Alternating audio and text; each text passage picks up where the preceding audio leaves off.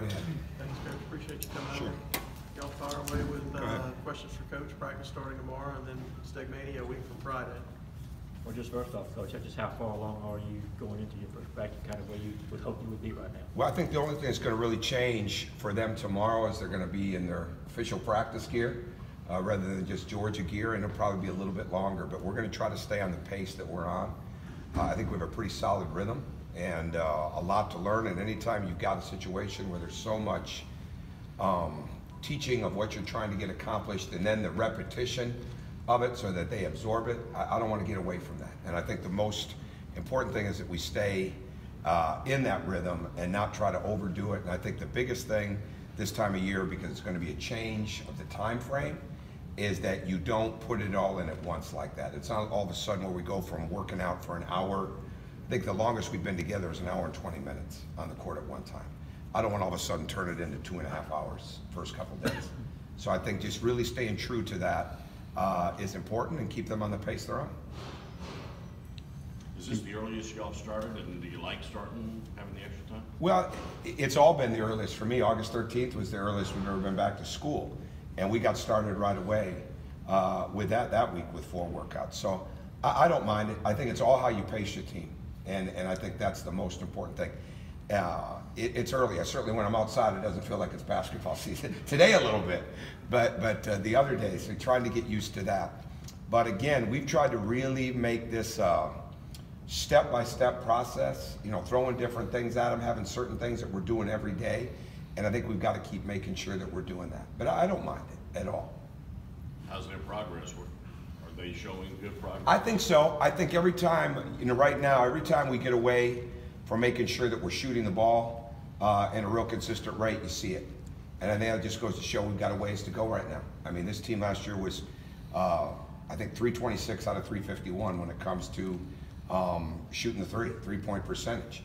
We've got to keep that in mind every day as we build it. Like, we have to make sure, whether it's threes, whether it's pull-ups, you know, whatever we're doing, that we're getting that confidence shooting the ball. Well, the confidence comes because you're passing it well, you're moving well without it, you're getting open looks, you're creating space, and at the same time, when you're working at defending, you're trying to take that space away. So we've just got to be able to look at each day. I've never really been a coach that goes back. I keep all my books, I keep all my practice plans, but I don't really go back to those and say, okay, well, we did this on day 1, we're going to do this again. There's certain things that are constants that we're going to make sure that we do. But other than that, it's really trying to read the pulse of your team and keep the pace of your team where it needs to be this time of year.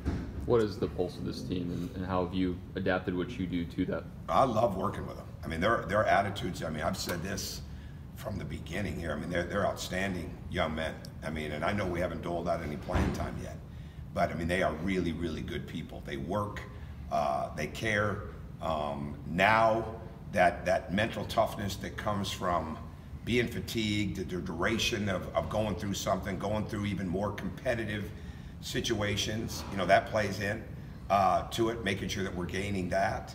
But it's a very willing group, it's a spirited group, and everything that we've asked them to do, they're doing. And I think the thing that I like best about it, we gave them some time off this weekend, but I think the best thing I like about it is they like to be in the gym. Now, the real test of that becomes, are they going to continue to do that when more of their day is taken up? You know, when the practices become longer and more in duration. Today's the last day of the 8 hours. Well, tomorrow starts now your 20-hour weeks.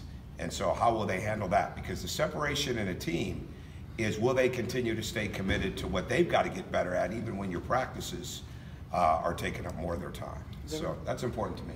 Everybody good to go health-wise? No, we have not had a full group where they could go duration-wise in weeks. Now, it's nothing that is keeping anybody out for. T-Shawn Hightower was the only one that was out for an extended period, you know, with a hamstring injury. But he's back. But we have some limits on contact right now. We have some limits on duration of time being out there. That becomes a daily process. Just coming from a meeting where we're really trying to formulate really our first month of practices. You have to take 12 days off inside of, you get 30 days, you get 42 days to get 30 days.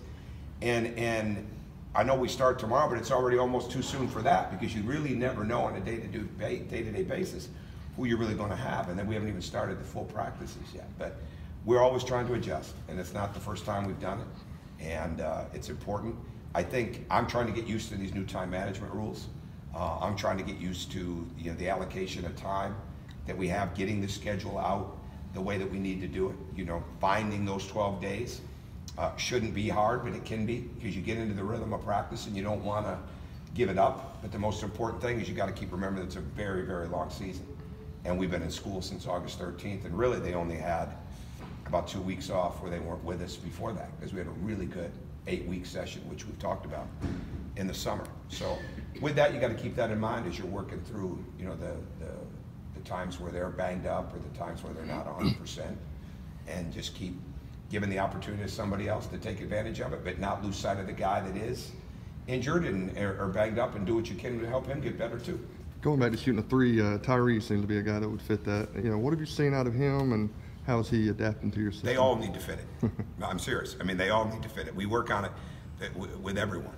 And that doesn't mean that if the game started tonight, not everyone would be shooting the three, but we certainly work on it in practice. But the key thing for Tyree is going to be to get good shots, right? I think the movement of the offense, that's why the more guys you have that can shoot the ball, the more guys that the defense has got to honor past the three-point line, the better your spacing can be.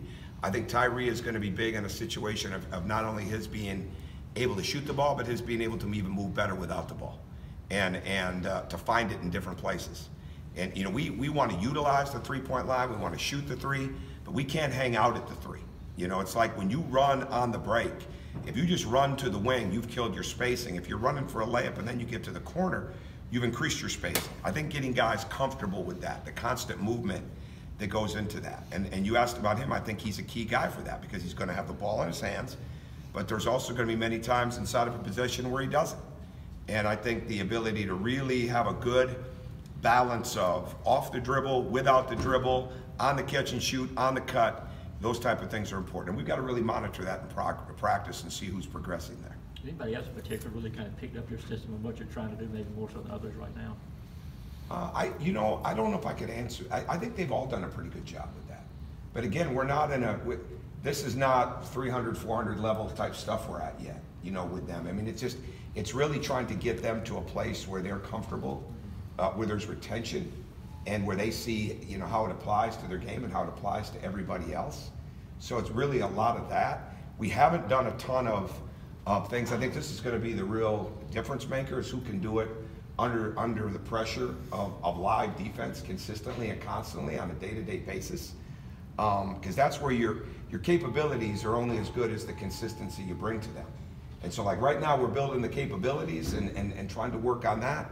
But once they get into the actions, and now there's pressure, and now they've gone through an hour and a half, an hour and 45 minutes of practice, can they execute under that fatigue, under that pressure? So I'll have a better answer as we go down the line.